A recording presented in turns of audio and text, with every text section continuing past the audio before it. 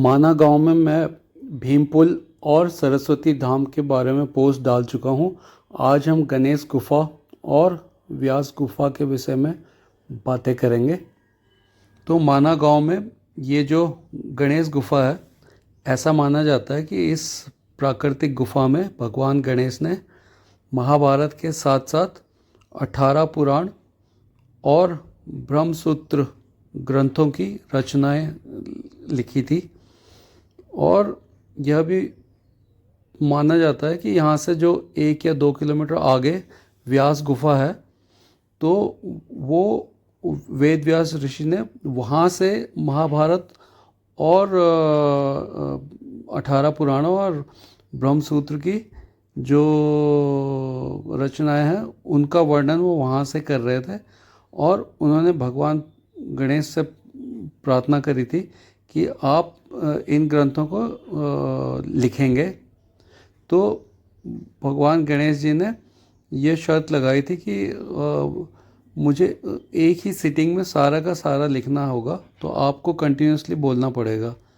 तो वेद व्यास जी ने फिर इस शर्त को माना और वहाँ से उन्होंने इन काव्यों का व्याख्यान शुरू किया। तो माना जाता है कि जो पास में ही सरस्वती नदी बह रही थी, उसकी बहुत ज़्यादा आवाज़ें आ रही थी। तो उन्होंने माँ सरस्वती से प्रार्थना करी कि वो थोड़ा देर अपने को शांत रखें।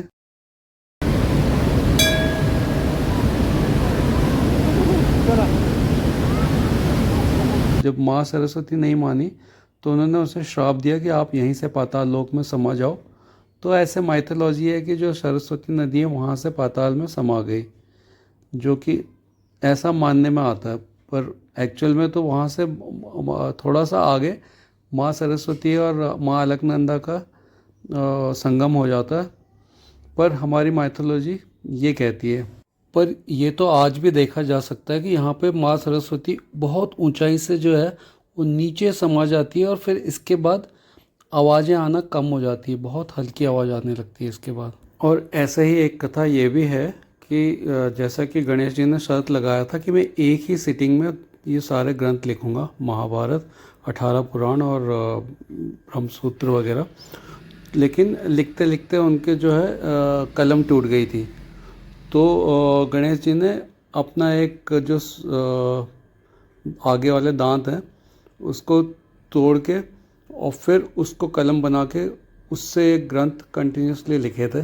और तभी से गणेश जी का दूसरा नाम एक दंत भी पड़ गया था।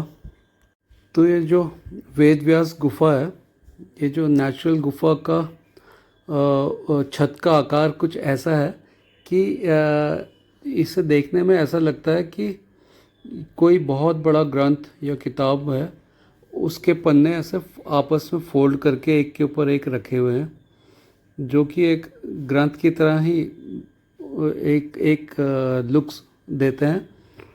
और इसके पीछे एक कथा ये भी है कि ऋषि वेद व्यास ने महाभारत को और दूसरे ग्रंथों को इस चट्टान के रूप में कन्वर्ट कर दिया था, ताकि हमारी आने वाली पीढ़ियों के पास ये ग्रंथ हमेशा सुरक्षित बने रहें। तो देखिए कैसे किताब की तरह दिख रहे हैं, ये बुक के शेप में ये सारे, जो ऐसा लग रहा है कि पेजेस हैं किसी ग्रंथ के।